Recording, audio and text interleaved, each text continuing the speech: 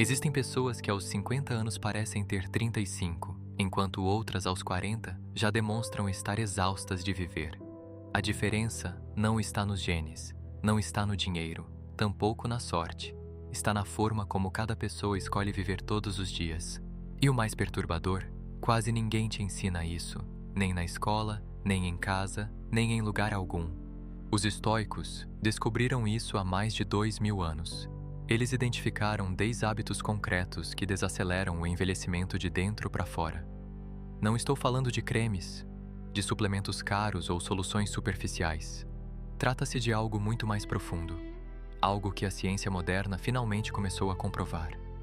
E hoje vou compartilhar todos eles com você. Vale a pena ficar até o final, porque o último hábito, justamente o mais difícil de aplicar, é também o que mais transforma tudo.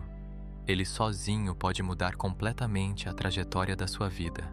Mas antes de começarmos, se você considera esse tipo de conteúdo útil, vale a pena se inscrever e ativar as notificações para acompanhar as próximas novidades. Agora, vamos começar.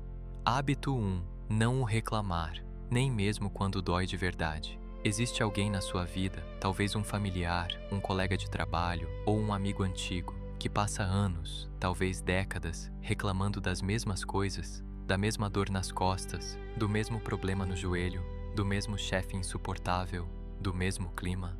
Pensa nessa pessoa agora. Quando você observa essa pessoa ao longo dos anos, algo chama a atenção. Parece que ela envelheceu o dobro em comparação com outras pessoas que objetivamente tiveram uma vida igual ou até mais difícil. Isso não é coincidência.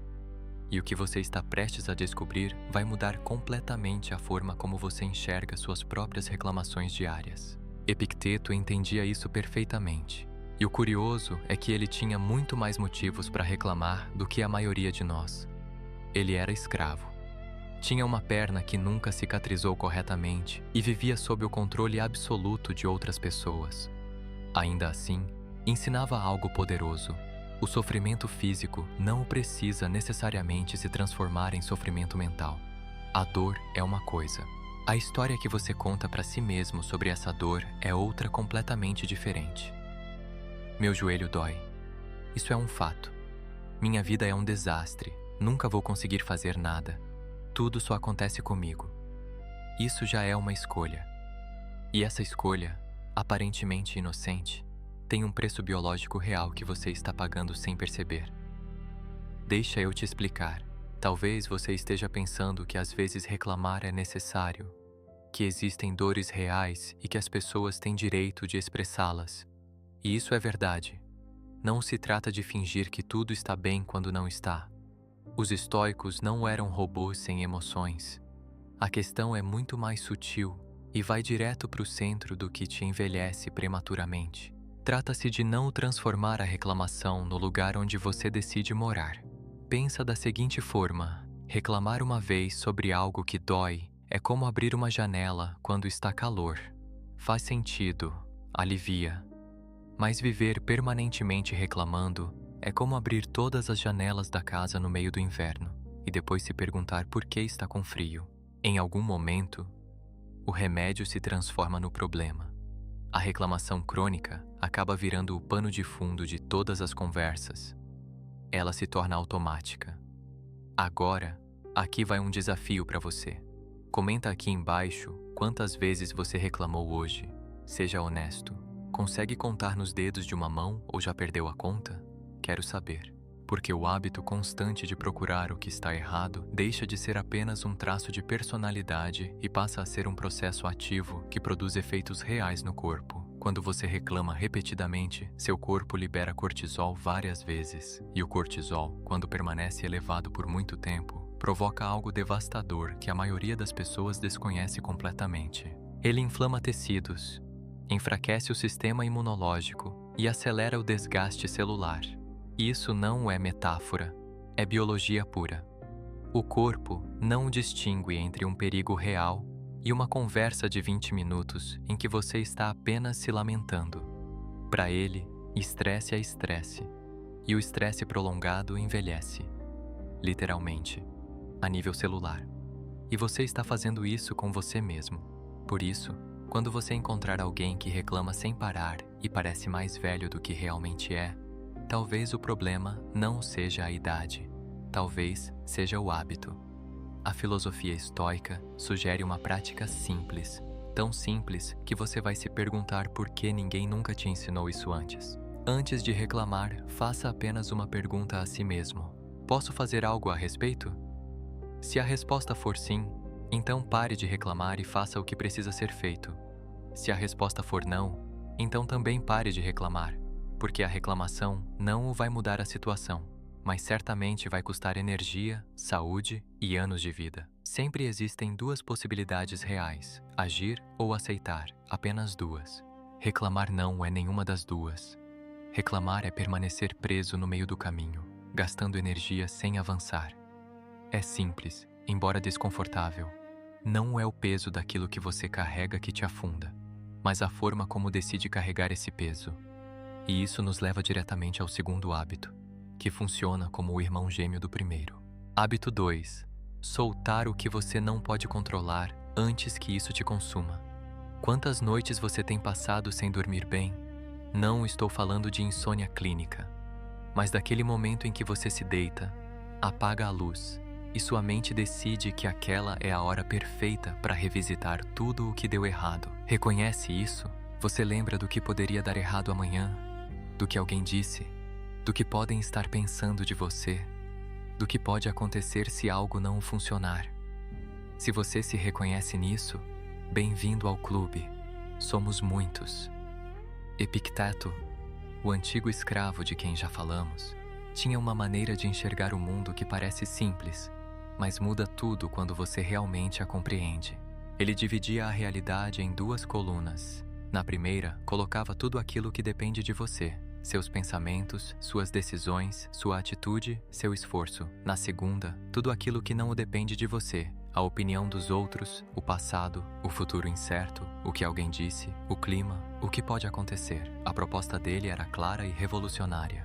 Invista sua energia apenas na primeira coluna. A segunda é um território que não pertence a você. Quando escutamos isso, parece perfeitamente sensato.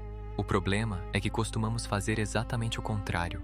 Gastamos cerca de 90% da nossa energia mental com a segunda coluna, aquilo que não podemos mudar, controlar ou possuir. E isso tem um custo físico real. É como ter uma rachadura na própria casa e, em vez de consertá-la, sair pela vizinhança tentando reparar as rachaduras de todas as outras casas.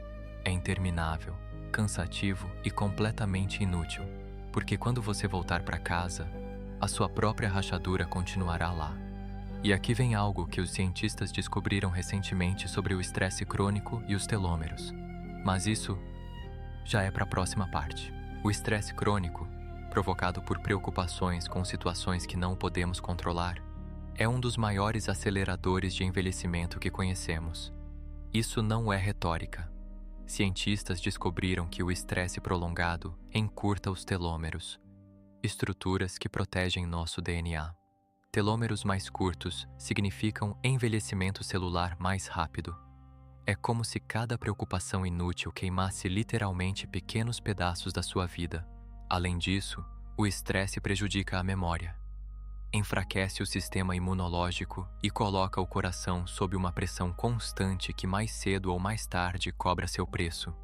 Em outras palavras, preocupar-se com aquilo que você não pode controlar não é apenas desgastante emocionalmente, é biologicamente destrutivo.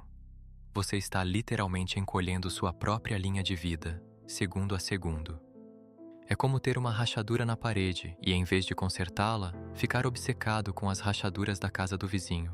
Interminável, cansativo e completamente fútil. Mas aqui vem a parte que muda tudo, quando você finalmente entende a diferença entre o que depende de você e o que não depende.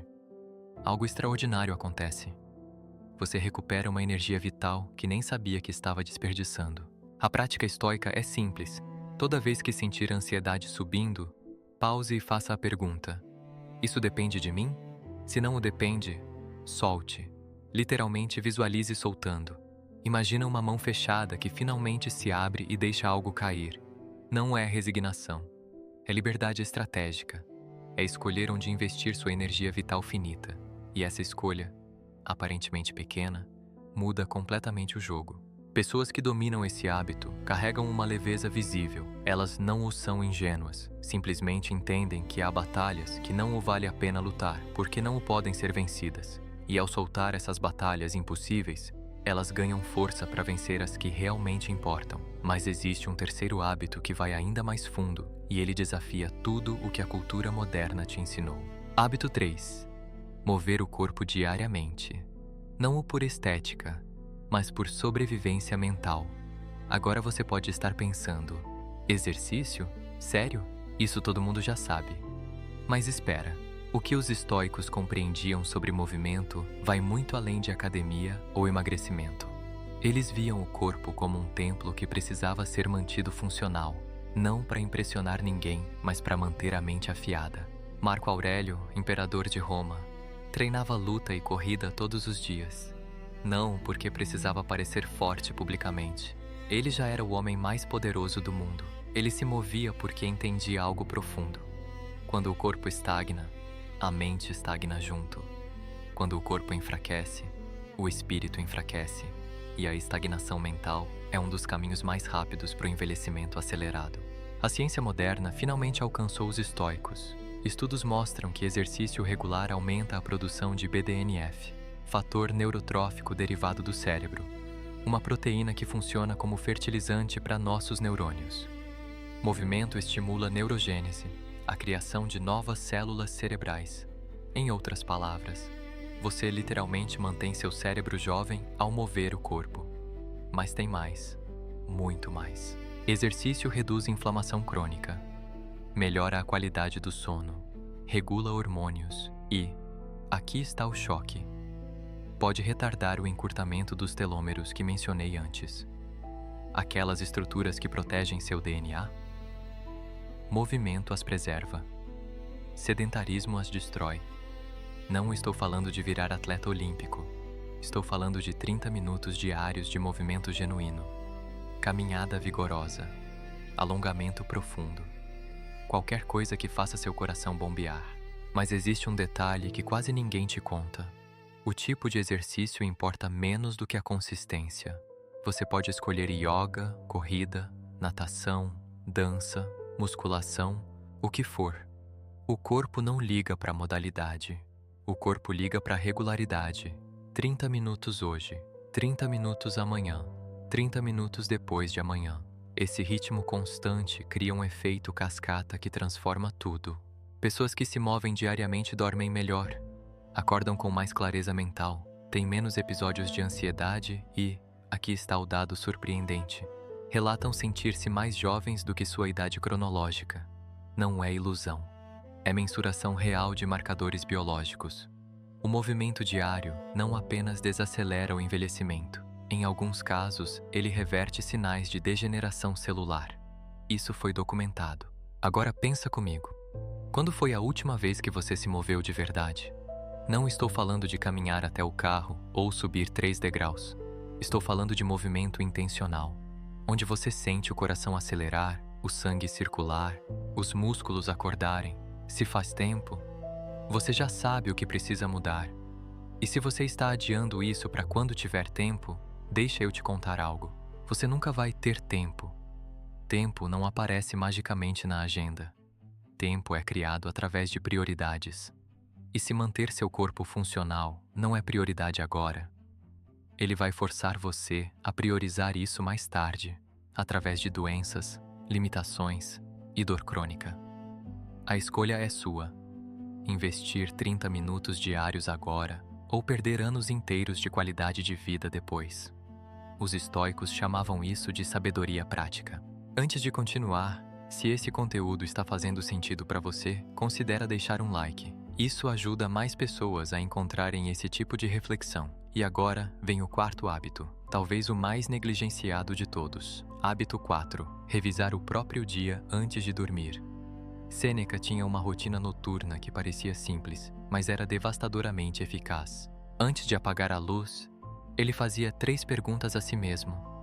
O que fiz bem hoje? O que poderia ter feito melhor? Agi de acordo com meus valores? Não era autopunição. Não era se culpar ou se martirizar. Era aprender. para evitar repetir amanhã o mesmo erro cometido hoje. Era fechar o dia com consciência, em vez de deixá-lo escapar sem reflexão alguma. A maioria das pessoas vive no piloto automático. Acorda, trabalha, come, dorme, repete, sem pausas para processar, sem momentos para perguntar: isso está me levando para onde quero ir? E quando você não revisa o próprio dia de forma consciente, os dias simplesmente passam sem deixar aprendizado, sem ensinar nada, sem construir nada dentro de você. É como viver sem reter nada. Pensa nisso como um investimento. Você pode investir sem acompanhar o que está acontecendo, sem avaliar resultados, sem corrigir a rota. Ou pode observar, revisar e ajustar. Nenhuma pessoa sensata administraria o próprio dinheiro completamente às cegas. No entanto, a maioria de nós administra algo muito mais valioso do que dinheiro: o tempo da própria vida. Exatamente dessa forma, às cegas, e o efeito se acumula. Um dia sem revisão é um dia que não deixou aprendizado. 30 dias sem revisão são um mês que passou sem ensinar nada. Um ano vivendo assim, e de repente você se pergunta por que continua no mesmo lugar, repetindo os mesmos padrões, cometendo os mesmos erros. Existe uma razão profunda pela qual esse hábito influencia diretamente a forma como envelhecemos. Envelhecer bem não é apenas uma questão física, também depende daquilo que acumulamos dentro de nós. Quando você não o processa as experiências da própria vida, acaba acumulando ressentimentos sem nome, culpas mal resolvidas e arrependimentos que nunca foram encarados de frente. Esse peso emocional não é abstrato. Ele aparece no corpo, na postura, na tensão constante, naquela sensação de carregar algo que você não consegue largar. Os estoicos compreendiam que cuidar do interior era tão importante quanto cuidar do exterior. Você não consegue orientar sua vida se não se permite observá-la com honestidade. E não precisa de nada complicado para fazer isso. Um caderno, uma caneta, 5 minutos apenas. Antes de apagar a luz, escreva o que correu bem, o que faria diferente, como se sentiu. Mas o próximo hábito vai te surpreender ainda mais. Hábito 5. Amar o que você tem enquanto ainda o tem. Deixa eu te contar algo que provavelmente já aconteceu com você. Você passa meses, talvez anos esperando por algo. Uma viagem, uma promoção no trabalho, um relacionamento, uma casa, uma conquista importante. Diz a si mesmo que quando isso finalmente acontecer, então sim, então você será feliz, então poderá aproveitar a vida com tranquilidade. E finalmente acontece. Você aproveita, claro, durante alguns dias, talvez algumas semanas, mas quase sem perceber, sua mente já está voltada para a próxima meta, o próximo objetivo, a próxima versão da vida que ainda não chegou. Aquilo que você tanto desejou agora se tornou apenas parte do cenário, algo que já possui e que por isso mesmo deixou de brilhar. Reconhece esse padrão? É como correr atrás da própria sombra. Você avança, a sombra também avança, e você nunca a alcança. Enquanto corre atrás dela, a paisagem ao redor, aquela que merecia ser observada, passa sem que você realmente a veja. Esse movimento constante em direção ao que ainda não existe é uma das armadilhas mais sofisticadas que existem. E os estoicos tinham uma prática radical para lidar com isso, porque ele se disfarça de ambição, de crescimento, de metas. E talvez realmente seja tudo isso. Mas se essa ambição impede você de viver o presente, se esse crescimento sempre acontece no futuro e nunca no agora, então você está vivendo uma vida que na prática não está sendo realmente vivida. É como assistir um filme enquanto planeja o próximo que vai assistir. Você perde os dois. Os estoicos tinham uma prática para lidar com isso chamada amor fati, amar o destino, amar aquilo que é, não como resignação ou conformismo, mas como a forma mais elevada de liberdade interior. Quando você ama o que tem enquanto ainda o tem, deixa de ser escravo daquilo que ainda não o possui. Mas eles também praticavam algo que pode parecer mórbido à primeira vista. Eles praticavam meditação negativa, imaginavam perder aquilo que amavam, a saúde, os relacionamentos, o trabalho, não para se deprimir, mas para lembrar que aquilo que possuem hoje é um presente que pode não existir amanhã. Esse exercício fazia com que voltassem as coisas simples da vida com novos olhos. O café da manhã, uma conversa com um amigo, o silêncio de uma tarde tranquila. Gratidão verdadeira não é a que aparece em frases motivacionais ou livros de autoajuda. Gratidão verdadeira surge quando você realmente percebe que aquilo que tem hoje pode desaparecer amanhã. E essa consciência, em vez de gerar angústia, traz liberdade. Ela transforma o comum em extraordinário. Faz com que a pessoa ao seu lado, aquela que você vê todos os dias, seja novamente vista com atenção verdadeira. As pessoas que envelhecem com leveza, aquelas que chegam aos 70 anos com uma vida interior rica e um brilho vivo no olhar, não são necessariamente as que tiveram mais sorte, mais dinheiro ou mais sucesso. São as que aprenderam a estar presentes nas pequenas coisas, no café da manhã, nas conversas sem pressa, no silêncio compartilhado, nos momentos simples que parecem insignificantes, mas que quando desaparecem, revelam que eram tudo. A filosofia estoica não pede que você abandone suas metas. Ela apenas pede que você não o sacrifique o presente no altar de um futuro que ainda não existe. Ela convida você a lembrar que enquanto busca aquilo que deseja, não deve esquecer de amar aquilo que já possui, porque mais cedo ou mais tarde, você vai olhar para trás e perceberá que o mais importante não era ter acumulado mais coisas. O que você realmente desejará é ter prestado mais atenção, ter estado verdadeiramente presente quando as pessoas que amava estavam ali ao seu lado. Ninguém volta da velhice para amar aquilo que teve. Por isso, o único momento em que isso pode acontecer sempre foi agora. E isso nos leva ao 6º hábito. Hábito 6. Cultivar relacionamentos profundos. Não conexões superficiais. Existe um estudo de Harvard que acompanhou pessoas por mais de 80 anos. 80 anos. Para descobrir o que realmente faz alguém envelhecer bem. E a conclusão foi tão simples que muita gente ignorou. Não foi dinheiro. Não foi fama. Não foi sucesso profissional. Foi qualidade dos relacionamentos. Relacionamentos profundos, verdadeiros, reais. Os estoicos eram conhecidos por serem solitários, contemplativos, quase eremitas. Mas essa é uma leitura superficial. Marco Aurélio valorizava profundamente seus amigos e mentores. Sêneca escrevia cartas longas e íntimas. Epicteto ensinava grupos pequenos com dedicação total. Eles entendiam algo crucial. Solidão intencional é diferente de isolamento destrutivo. Você pode estar cercado de gente e estar completamente isolado, ou estar sozinho e profundamente conectado. O problema da modernidade não é falta de conexões, é excesso de conexões vazias. Você tem 500 contatos no celular, mas quantos realmente conhecem você? Quantos te veem de verdade? Quantos estariam ao seu lado se tudo desmoronasse? A resposta para a maioria das pessoas é assustadora. 2, 3, às vezes nenhum. E isso tem um custo biológico mensurável que poucos compreendem. Isolamento social crônico, aquela sensação de estar cercado de gente mas profundamente sozinho, é tão prejudicial à saúde quanto fumar 15 cigarros por dia. Isso não é exagero, é o que a ciência comprovou.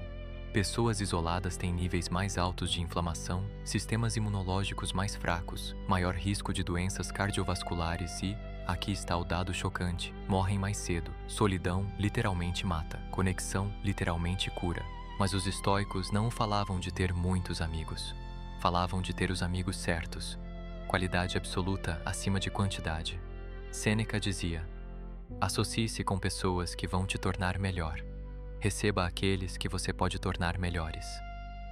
Não se trata de usar pessoas ou ser usado. Trata-se de crescimento mútuo, honestidade radical, presença verdadeira. Trata-se de relações que te desafiam e te sustentam ao mesmo tempo. Quando foi a última vez que você teve uma conversa real? Não estou falando de trocar informações superficiais sobre o clima ou o trabalho. Estou falando daquelas conversas onde você se sente visto, onde pode ser vulnerável, onde não precisa usar máscara nenhuma. Se faz tempo, você já sabe o que precisa cultivar, porque relacionamentos profundos não aparecem magicamente. Eles são construídos intencionalmente, com tempo e presença. E aqui está a parte que ninguém te conta. Relacionamentos profundos exigem algo que a cultura moderna odeia: vulnerabilidade. Você precisa mostrar quem realmente é, não a versão editada, não a persona pública, mas a pessoa real com medos, dúvidas, imperfeições. E isso assusta, porque vulnerabilidade é risco, mas é também a única ponte verdadeira entre dois seres humanos. Sem ela, tudo é teatro. Os estoicos sabiam que envelhecer rodeado de pessoas que realmente te conhecem é completamente diferente de envelhecer sozinho numa multidão de estranhos educados. É a diferença entre morrer acompanhado e morrer abandonado, entre deixar um legado de conexões verdadeiras ou um rastro de interações esquecíveis. E isso nos leva ao 7º hábito, um que vai contra tudo o que a sociedade te ensinou sobre produtividade. Hábito 7. Abraçar o ócio criativo, não a preguiça, mas o descanso intencional. Vivemos numa cultura que glorifica a exaustão. Trabalhei 18 horas hoje, é dito como troféu. Não ou tirei férias há 3 anos, soa como virtude. Durmo 4 horas por noite, é apresentado como prova de dedicação. E tudo isso é mentira. Mentira perigosa, porque você não está sendo produtivo. Você está se matando devagar. Os estoicos, especialmente Marco Aurélio, que governava um império inteiro, entendiam que descanso não é luxo, é manutenção essencial. Você não o pode produzir continuamente sem recarregar.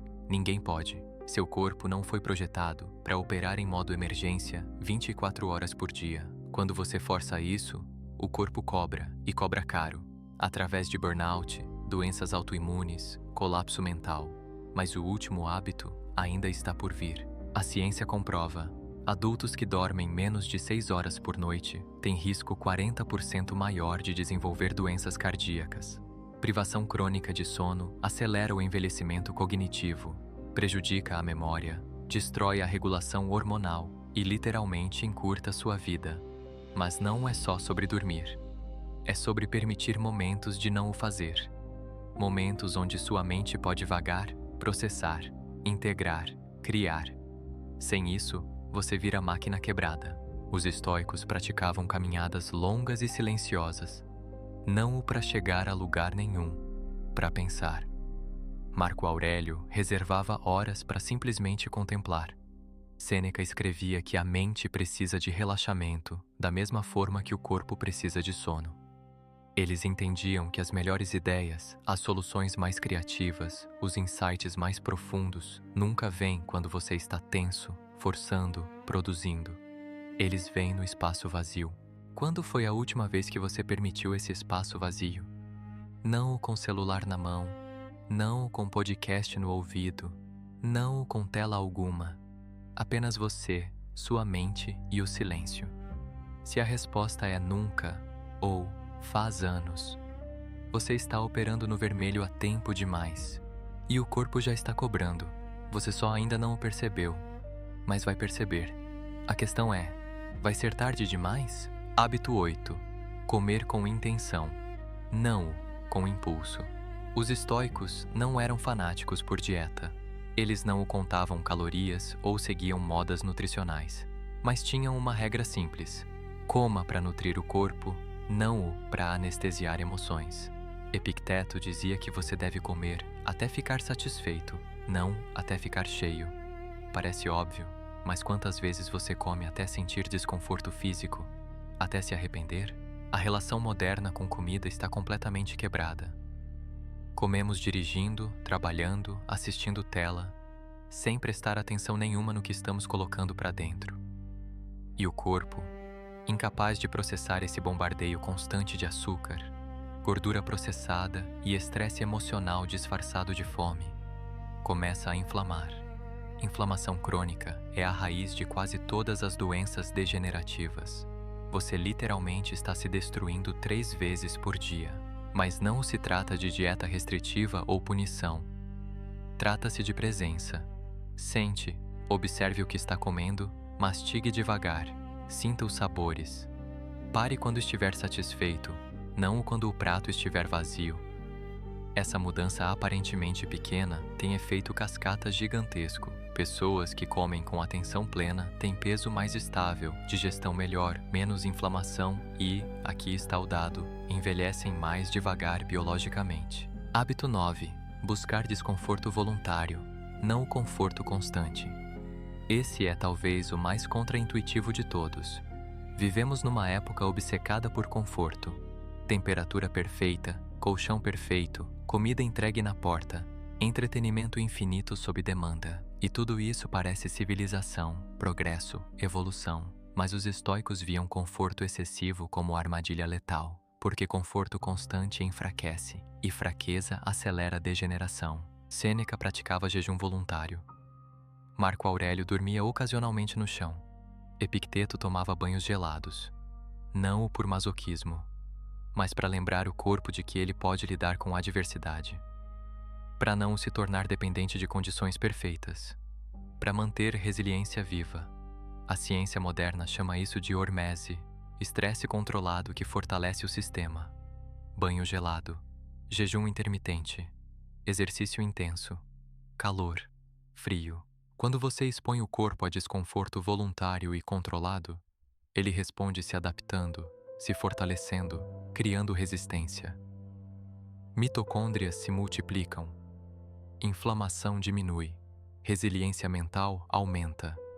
Você literalmente treina o corpo para envelhecer devagar. Mas a maioria das pessoas faz o oposto.